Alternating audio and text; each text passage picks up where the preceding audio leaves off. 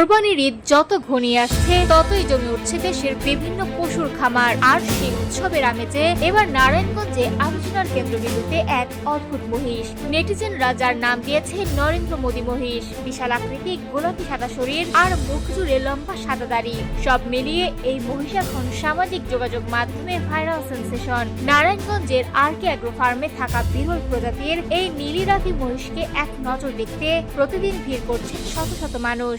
সম্প্রতি ভাইরাল হওয়া ভিডিওতে দেখা যায় মহিষটির শরীরে হালকা সাদা আভা এবং ঝুলে থাকা লম্বা দাড়ি তাকে অন্য সব পশু থেকে একেবারেই আলাদা করে তুলেছে। অনেকেই বলছেন এর চেহারা ও স্টাইল যেন ভারতের প্রধানমন্ত্রী নরেন্দ্র মোদীর সঙ্গে খানিকটা মিল খুঁজে দেয়। আর সেখান থেকে সামাজিক মাধ্যমে ছড়িয়ে পড়ে মোদী মহিষ নামটি। তবে খামার কর্তৃপক্ষ বলছে এই নাম তারা দেয়নি। ফেসবুকে ছবি ভাইরাল হওয়ার পর নেটিজেনরাই মজা করে এমন নাম দিয়েছেন। খামারের ব্যবস্থাপক নাজির হোসেন জানান, প্রায় 700 কেজি ওজনের এই মহিষটি 4 বছর আগে খামারে আনা হয়েছিল এবং ইতিমধ্যেই সেটি বিক্রি হয়ে গেছে।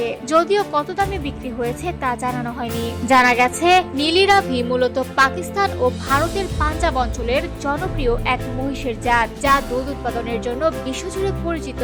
এর আগে নারায়ণগঞ্জেই ভাইরাল হয়েছিল ট্রাম্প মহিষ ও নেতানিয়াহু মহিষ। এবার সেই তালিকায় নতুন সংযোজন এই সাদা দাড়িওয়ালা মোদী মহিষ। এদিকে প্রাণী সম্পদ বিভাগ জানিয়েছে ঈদকে সামনে রেখে জেলায় পর্যাপ্ত কোরবানির পশু প্রস্তুত রয়েছে। পাশাপাশি পশুর স্বাস্থ্য সেবা নিশ্চিত করতে কাজ করবে 25টি ভেটেরিনারি মেডিকেল টিম।